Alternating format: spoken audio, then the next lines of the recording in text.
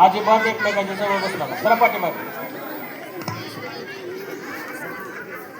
माझे नाव सृष्टी राजेंद्र माने.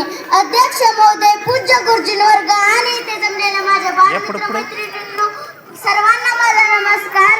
आज मी छत्रपती शिवाजी महाराजांचे जे काही 4 शब्द सांगणार आहे ते तुम्ही शांत चित्ताने ऐकून घ्यावे अशी माझी नम्र विनंती.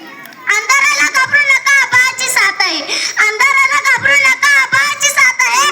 मोरेल पण वाकणार नाही, हीच मराठीची जात आहे. मोरेल पण वाकणार नाही, हीच मराठीची जात आहे. लोहगावच्या एका कीर्तनी प्रसंगी छत्रपती शिवाजी महाराज जगद्गुरु तुकोबांच्या कीर्तनाला आले. तुकोबांची वाणी रसाळ आणि अमृतवाणी बसत राहायची, तसेच तुकोबांचे शब्द बरसत राहायचे.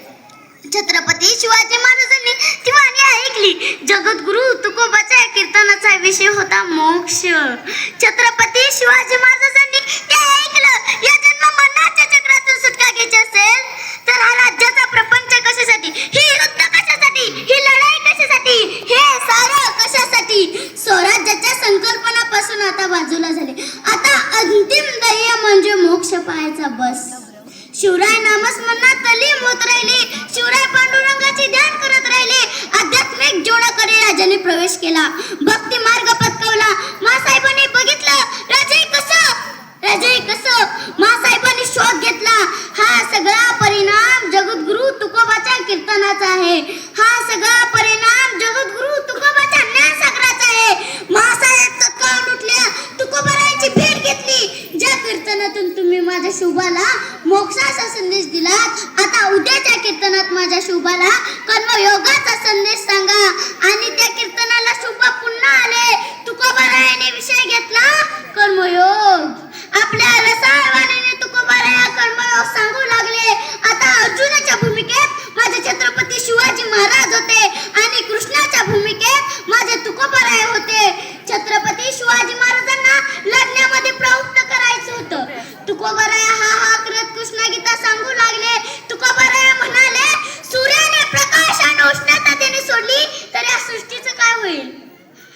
तो त्याचा धर्म आहे. सूर्य आहेस ना, प्रकाश दे. सूर्य आहेस ना, उष्णता दे.